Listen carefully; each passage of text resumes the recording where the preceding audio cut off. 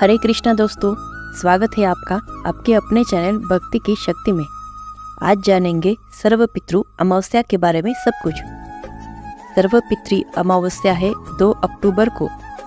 पहले ही हम आपको बता दें कि अगर आप अपनी संतुष्टि के लिए श्राद्ध कर रहे हैं तो आप मनमानी ढंग से करना, लेकिन यदि आप पितरों के संतुष्टि के लिए श्राद्ध कर रहे हैं तो शास्त्रों के नियम जो हम आपको अभी बता रहे हैं, इन नियमों का पालन करके ही श्राद्ध करना, तो ये श्राद्ध आपका फलित होगा।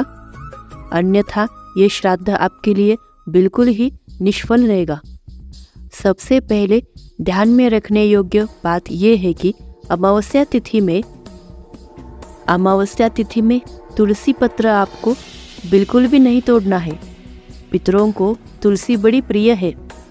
पिंडदान आदि में, तर्पण आदि में हम लोग तुलसी का भरपूर उपयोग करते हैं, लेकिन अमावस्या तिथि पर तुलसी नहीं तोड़ना है। तुलसी ही क्या, कोई भी पत्र पुष्प आपको नहीं तोड़ना है। तो देखिए, अमावस्या के दिन यदि आप श्राद्ध कर रहे हैं तो आपको एक दिन पहले आपको तुलसी पत्र तोड़कर रख लेना चाहिए। फूल बासी नहीं चलेगा। पितरों के लिए ये भी ध्यान में रखिएगा। आप क्या काम करना, यदि आपके पास कोई पौधा हो, पेड़ हो फूल का, तो उसके नीचे कपड़ा बिछा देना। रात को तो जो फूल जड़े ना, सफ़ेद रंग का फूल, वो आप पितरों के तर्पण में और पिंडदान में उपयोग कर सकते हैं।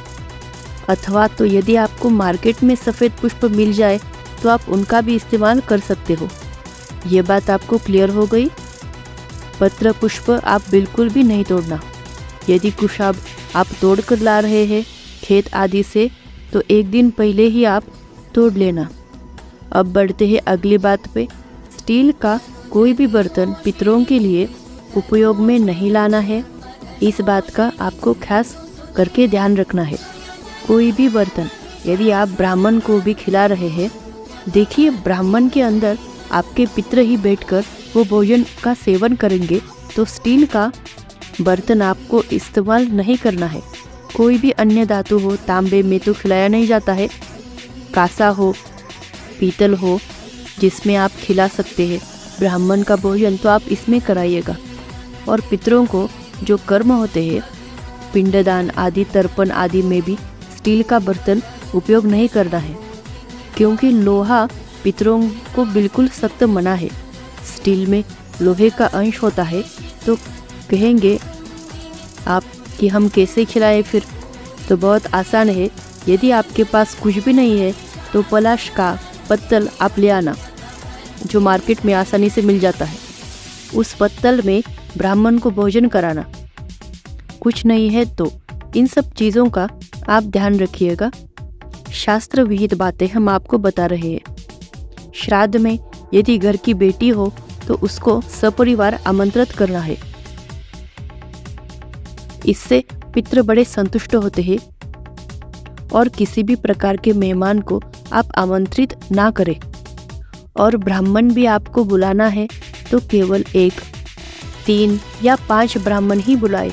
अधिक बुलवाने की आवश्यकता नहीं है, क्योंकि यदि आप बुलवाएंगे, उनकी व्यवस्था नहीं कर पाएंगे और यदि वे असंतुष्ट हुए तो भी आपका श्राद्ध निष्फल माना जाएगा। इस बात का भी आप ध्यान रखिएगा। ये मैं आपको बिल्कुल भी शास्त्रीय बात बता रही हूँ। मनु ने श्राद्ध में 3 चीज़ों को अत्यंत पवित्र कहा है। एक, कुतब काल। कुतब काल का समय हम आपको इस वीडियो के अंत में बता देंगे। कुतब काल हम लास्ट में वीडियो में लगा लेंगे। आप लोग वहाँ से स्क्रीनशॉट ले लेना। अपने जगह का कुतब काल चेक करना। 2 या 3 काल माने गए हैं। पितृ तर्पण के लिए, पितृपिंड दान के लिए कुतब काल है, मध्याह्न काल है और एक रोहिणी नक्षत्र वाला काल है। तो हम तीनों का लास्ट में लगा देंगे। इस वीडियो के आप लोग देखकर उसका स्क्रीनशॉट ले लेना। श्राद्ध में पवित्रता का बड़ा ही महत्व है। यदि आप पिंडदान के लिए पिंड बना रहे हैं और आपका श्वासोच्छ्वास उस पिंड के ऊपर लग रहा है तो भी पितर उस पिंड को स्वीकार नहीं करते हैं। यदि आप कोई भी अन्य पकवान बना रहे हैं पितरों के लिए तो भी ध्यान रखना कि आप मुंह पर गमछा बांध लेना। हमारे जो श्वास होते हैं ना, उस भोजन पर नहीं लगना चाहिए। जो पिंड हम लोग बना रहे हैं उस भोजन पर हमारा श्वास नहीं लगना चाहिए। इतना ध्यान और इतनी सावधानी रखनी चाहिए। जो भी श्राद्ध करता हो अथवा जो श्राद्ध के घर में इस दिन आपको क्रोध, झगड़ा और जल्दबाजी श्राद्ध कर्म में बिल्कुल भी नहीं करना चाहिए। श्राद्ध में सात्विक अन्न और फलों का ही प्रयोग करना चाहिए। इससे पितरों को तृप्ति मिलती है। अब क्या क्या आपको भोजन में उपयोग नहीं करना है हम आपको वो बता देते हैं। कोदो, चना, मसूर, कुल्थी, सत्तू, काला जीरा, टेटी, कैद, खीरा, लौकी, पेठा, कचनार, सरसों या सरसों का तेल, काला नमक और कोई भी बासी गला सड़ा कच्चा या अपवित्र फल और अन्न श्राद्ध में प्रयोग बिल्कुल भी ना करें। श्राद्ध कर्म में फूलों का प्रयोग तो करना चाहिए, लेकिन कदम केवड़ा, बेलपत्र, कनेर, मौलसिरी, लाल या काले रंग के पुष्प और तेज गंध वाले पुष्प, ये सब बिल्कुल भी प्रयोग में नहीं लाना चाहिए। इससे पितृगण निराश होकर वापस लौट जाते हैं।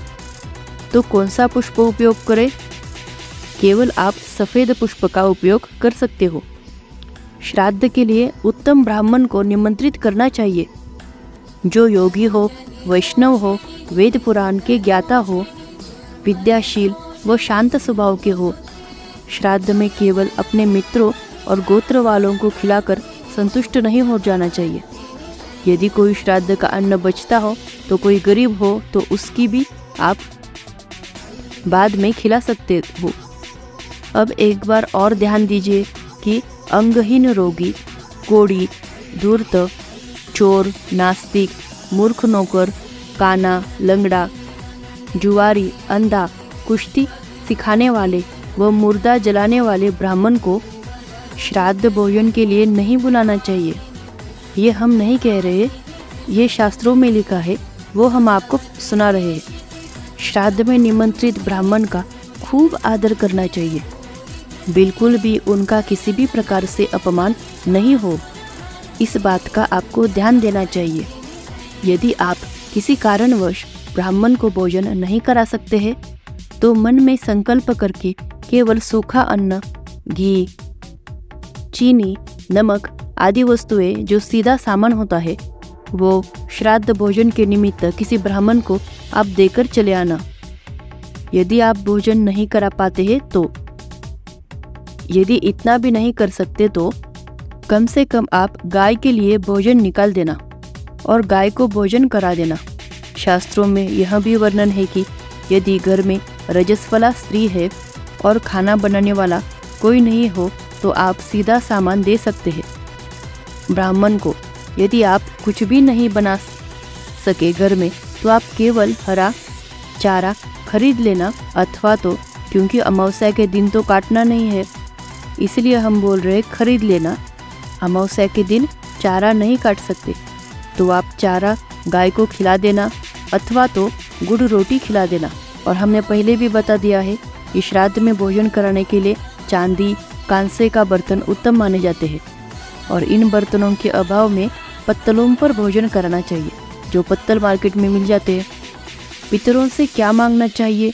जब हम लोग ब्राह्मण को भोजन कराकर हमारा सब कुछ कर्मकांड आदि पूर्ण हो जाए, ब्राह्मण को भोजन कराने के बाद ब्राह्मण के चरण स्पर्श करके उनसे आशीर्वाद में क्या मांगना चाहिए, ये भगवान वेद व्यास जी बता रहे हैं। वेद व्यास जी कहते हैं अग्नि पुराण में, ये ब्राह्मण के चरण स्पर्श करके उनसे प्रार्थना करनी चाहिए कि हे पितृगण, आप ऐसा आशीर्वाद प्रदान करें कि हम हमारे कुल में दान देने वाले दाताओं की वृद्धि हो, हमारे कुल में दान देने वाले दाताओं की वृद्धि हो, नित्य वेद और पुराण का स्वाध्याय करने वालों की वृद्धि हो, हमारी संतान परंपरा लगातार बढ़ती रहे, सत्कर्म करने में हमारी श्रद्धा कम न हो और हमारे पास दान देने के लिए बहुत सा धन वैभव हो। इतनी सुंदर मांग है अपने पितरों से, तो आप ये सावधानियां रखिएगा। अमावस्या के दिन जो यह हम श्राद्ध करेंगे ना सर्व पितृ, अमावस्या पर इन सब चीज़ों का ध्यान रखना है। अब वीडियो के एंड में हम कुत्तब काल का सब टाइमिंग दे देंगे, आप लोग उसका स्क्रीनशॉट ले लेना, वीडियो शेयर करते हुए जाना और दोबारा मिलना है तो सब्सक्राइब ज़रूर करना। राधे राधे दोस्तों।